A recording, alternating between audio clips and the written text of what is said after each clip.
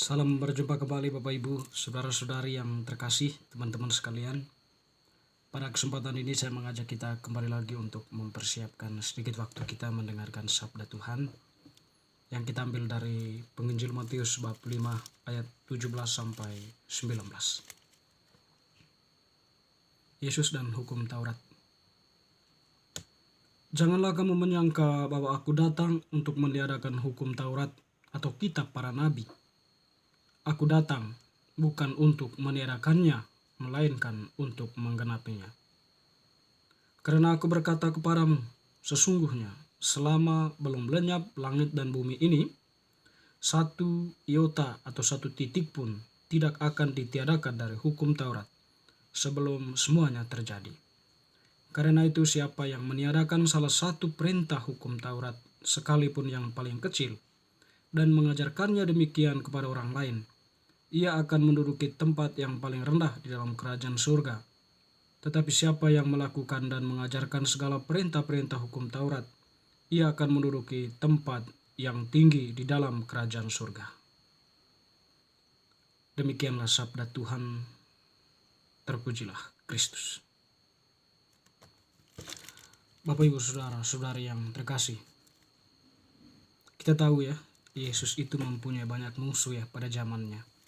Teristimewa orang-orang yang sangat membenci dia karena banyak pengikut mereka atau orang-orang yang sebelum Yesus itu datang percaya apa yang dikatakan.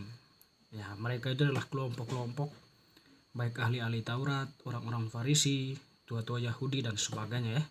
Nanti kan secara umum ya, mereka itu yang ditampilkan dalam bacaan-bacaan Injil ya.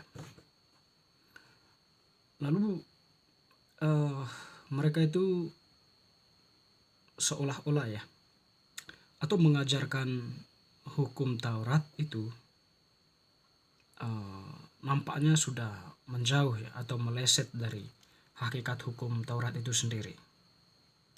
Tetapi mereka tidak menyadari itu, dan bahkan bisa saja ya waktu itu mereka berprasangka buruk kalau Yesus itu sudah melanggar hukum ya, Taurat itu ya. Misalnya saja ya berkaitan dengan hari Sabat, di mana Yesus itu melanggar hari Sabat, menyembuhkan orang, memberi makan, dan sebagainya ya. Yang bagi mereka itu adalah suatu perbuatan yang tidak diperbolehkan dilakukan pada hari Sabat.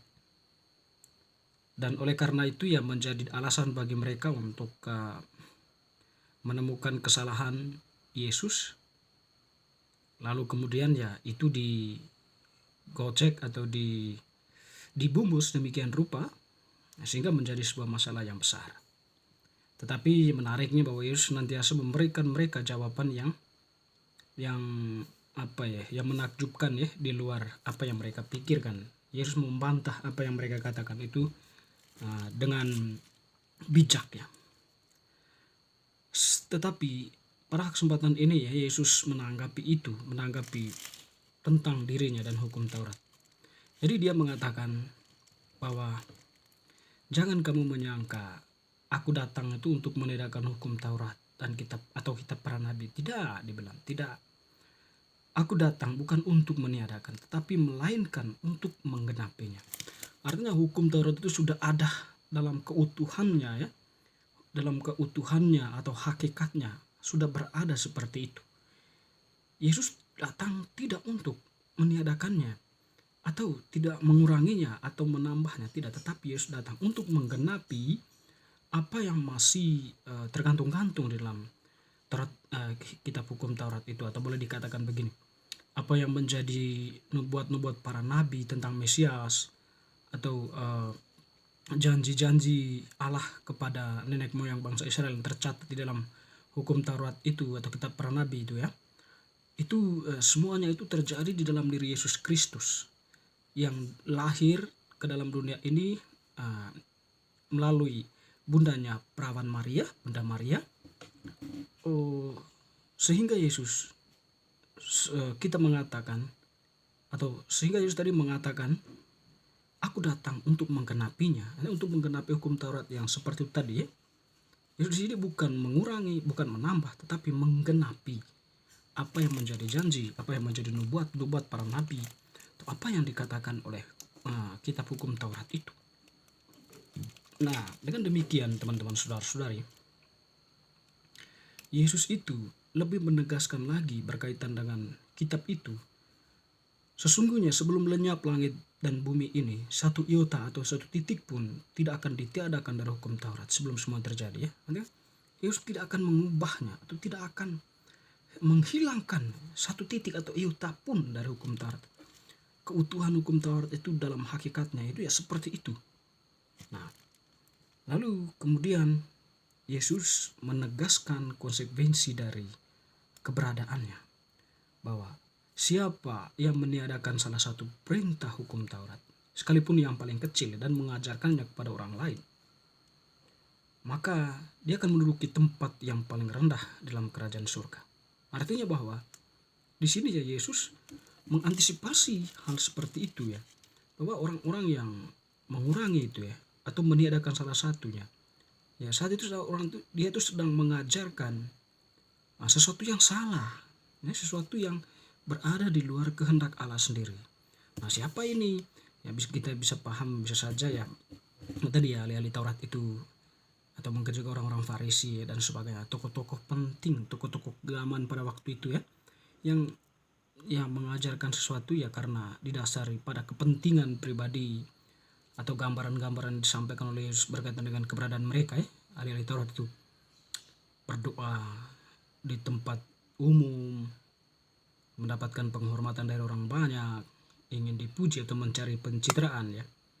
Itu tadi dengan dalil atau identitas mereka sebagai ahli, ya. Ya, jadi ya itu tidak sejalan dengan apa yang dikatakan oleh hukum Taurat bagi Yesus, sehingga Yesus itu ya senantiasa mengkritik mereka. Dan juga ketika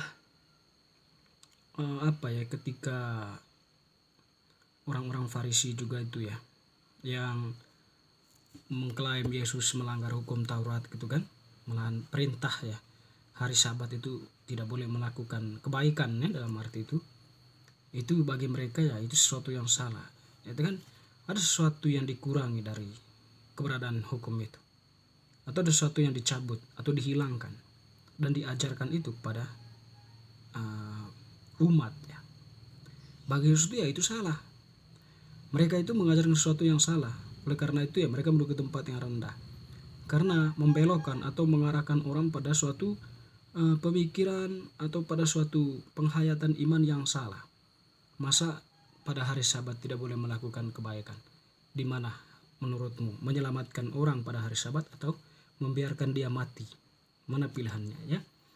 Tentu orang sekarat itu perlu diselamatkan, ya, meskipun hari apapun, situasi apapun, konteks. Yang terpenting itu adalah pembelaan terhadap kemanusiaan. Allah sendiri saja, ya, sangat membela manusia meskipun harus mengorbankan diri. Dan juga dia menunjukkan bagaimana Allah itu tidak terikat pada suatu hukum tertentu, ya, hukum yang memang mencekok kemanusiaan itu, ya. Hari Sabat, ya, dia menghargainya sebagai hari yang kudus, tetapi dalam hal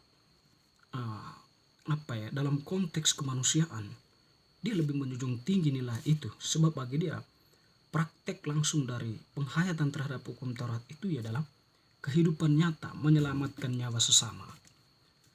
Jadi teman-teman saudara-saudari terkasih, Yesus menggenapi hukum Taurat itu dalam arti dia itu adalah kepenuhan janji Allah, ya, yang dibicarakan atau yang disuarakan, dinubuatkan di dalam hukum Taurat sendiri.